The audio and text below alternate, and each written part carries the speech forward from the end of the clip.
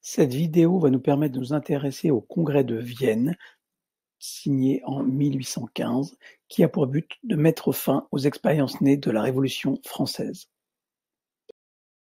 Signé le 9 juin 1815, ce congrès est inspiré par Clemens Metternich, chancelier de l'empereur d'Autriche François Ier. Il réunit les pays vainqueurs de Napoléon et a pour objet de rétablir l'Europe des princes absolus telle qu'elle était avant la Révolution française de 1789. Les empires autrichien et russe et le royaume de Prusse vont être garants d'un système politique et militaire qui veut assurer la stabilité du continent qui vient de traverser 26 ans de turbulences. Pour ce faire, l'empire napoléonien est démantelé et les peuples étroitement surveillés. Le système napoléonien mettait en avant les idées des Lumières et de la Révolution de 1789 contre les monarques absolus, le Code civil étant la manifestation de ces changements libéraux. On assiste donc à un démantèlement de l'empire napoléonien, avec un retour des monarques antérieurs et au territoire d'avant 1789, à de rares exceptions près. La Prusse, la Russie et l'Autriche ont des gains territoriaux importants, faisant de leurs États des espaces multinationaux. Le Royaume-Uni, large vainqueur de Napoléon, préfère se retirer du système mis en place par Metternich. Pourtant, toute trace de la période napoléonienne n'est pas effacée.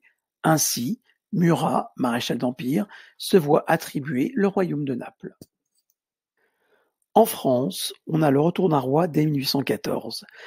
Le début de son règne est interrompu par l'épisode des 100 jours, c'est-à-dire la tentative de Napoléon de revenir au pouvoir. Mais c'est un échec après la défaite de Waterloo en juin 1815 et l'exil de Napoléon à Sainte-Hélène dans l'Atlantique Sud.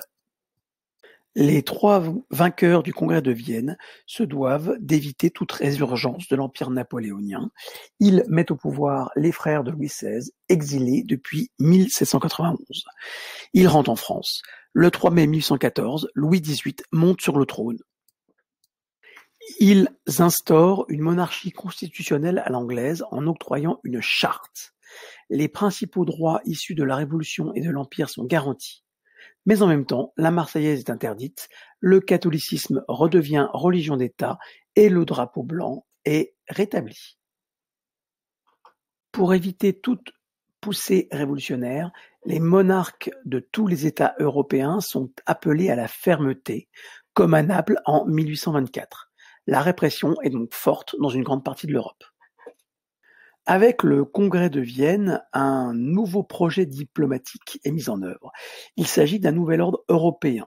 La Russie initie la Sainte Alliance avec la Prusse et l'Autriche. C'est une alliance mystique en opposition aux idées de la Révolution française.